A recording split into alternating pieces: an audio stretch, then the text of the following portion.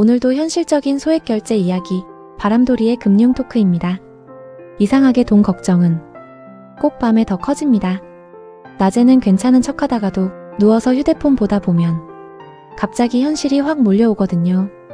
이번 달만 넘기면 되는데 진짜 많이 나오는 말입니다. 월급날은 며칠 남았고 카드값은 다가오고 생활비까지 애매한 순간, 그때 은근 많이 검색하는 게 바로 소액 결제 현금화입니다. 근데 또 막상 검색해보면 다 비슷비슷해 보여요. 빠르다, 당일 가능하다, 몇 분이면 된다, 이런 말은 넘치는데 정작 중요한 얘기는 잘 안 보입니다. 그래서 오늘은 왜 사람들이 새벽에 소액 결제 현금화를 찾게 되는지, 그리고 실제로 어떤 부분을 체크해야 하는지 현실적으로 정리해 보겠습니다. 우선 소액 결제는 휴대폰 결제 시스템입니다. 쉽게 말해서 온라인에서 상품이나 콘텐츠를 결제하면 그 금액이 다음 달 통신요금에 합산되는 구조죠.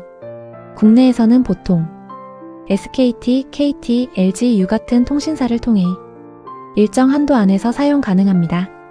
그리고 소액 결제 현금화는 이 결제 시스템을 활용해서 급한 현금 흐름을 만드는 방식이라고 보면 쉽습니다. 특히 카드 사용이 부담되거나 대출까지 알아보기엔 애매한 상황에서 잠깐 필요한 자금을 해결하려고 찾는 경우가 많습니다. 근데 여기서 중요한 건 무조건 빠른 진행만 보면 안 된다는 겁니다. 왜냐하면 같은 소액 결제 현금화라도 진행 방식이나 설명 구조에 따라 차이가 꽤 크거든요. 예를 들어 정상적으로 운영되는 곳들은 보통 진행 전에 수수료 구조, 실수령 금액, 추가 비용 여부 같은 걸 비교적 자세하게 설명해주는 편입니다. 반대로 설명은 거의 없이 일단 가능하다, 무조건 최고 금액, 이런 말만 반복한다면 조금 더 신중하게 보는 게 좋습니다. 그리고 사람들이 새벽에 특히 실수하는 게 하나 있습니다. 급하다고 여러 군데 동시에 문의 넣는 거. 이게 왜 문제냐면 짧은 시간 안에 반복적으로 시도하거나 여러 방식으로 진행하려고 하면 오히려 제한이 걸리는 경우도 있기 때문입니다.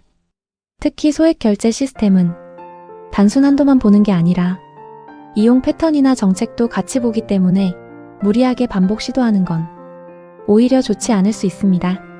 그리고 또 중요한 부분, 실수령 금액.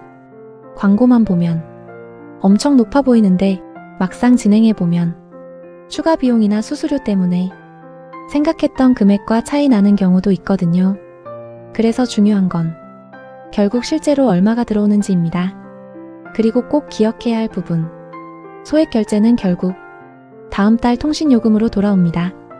그래서 지금 당장 급한 상황 해결도 중요하지만 다음 달 내가 감당 가능한 수준인지도 같이 생각해야 합니다. 특히 반복적으로 사용하거나 한도를 계속 끝까지 사용하는 건 생각보다 부담이 커질 수 있습니다. 실제로 오래 알아본 분들은 속도보다 설명이 명확한지, 진행 과정이 투명한지 이 부분을 더 중요하게 보더라고요. 결국 중요한 건 이번 달만 넘기자가 아니라 그 이후까지 같이 생각하면서 무리하지 않는 선에서 판단하는 겁니다. 오늘은 이번 달만 넘기면 되는데라는 말이 왜 그렇게 많이 나오는지 그 현실적인 이유를 정리해봤습니다.